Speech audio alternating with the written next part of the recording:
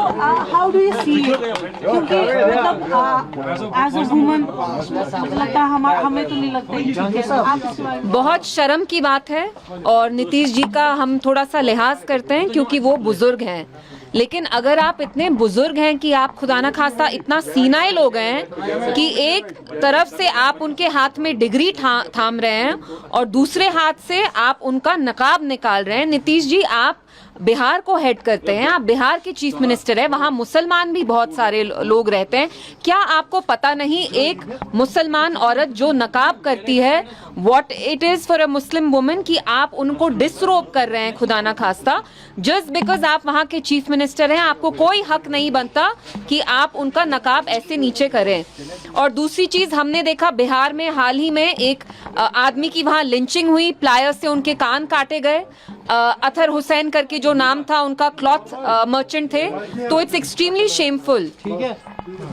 आप देखिए उनके साथ जो लोग थे नीतीश कुमार साहब के साथ, वो कैसे हंस रहे थे। उनको ये मजाक लग रहा था कि बिहार के चीफ मिनिस्टर, एक यंग लड़की जो हेल्थ केयर वर्कर हैं, वो वहां अपनी डिग्री हासिल करने आई या उनको शायद कुछ देना था, वो हंस रहे थे, खिल्ली मना रहे थे। बिहार के जो डेप्यूटी चीफ मिनिस्टर हैं वो बीजेपी के हैं, उनको हंसी आ रही थी। मैं आपसे पूछना चाहती हूँ, अगर हम किसी लेडी का खुदा ना खास्ता ऐसे घूंघट हटाते, आपको कैसे महसूस होता?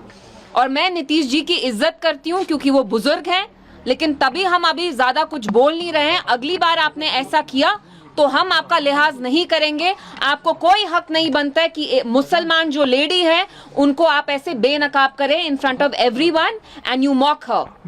Power does not give you the right to humiliate us Muslims, you please remember that. And अगर आपने ये फिर से खुदा ना खास्ता ऐसे रिपीट किया, we will have to set everything right.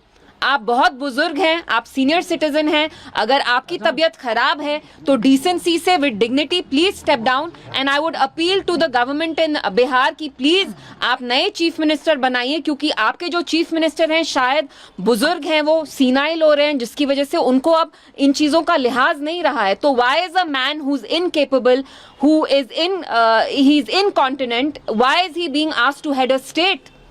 Why is he being asked to head a state? We immediately ask for you to take cognizance of this, and it is no joke disrobing a Muslim woman in full public view like this. बहुत ही शर्मनाक है कि जिस तरीके से एक महिला को अपमानित करने का काम किया गया। एक अडल्ट महिला है, वो वहां पर आई हैं, पेश हुई हैं, वो क्या कपड़े पहने, क्या पहनावा हो, वो मुख्यमंत्री नहीं डिसाइड कर सकते।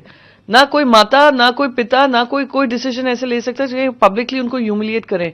ये कुछ नहीं है पर हरासमेंट है और उसका कोई भी बचाव नहीं किया जा सकता है। उनको इसके लिए माफी मांगनी चाहिए।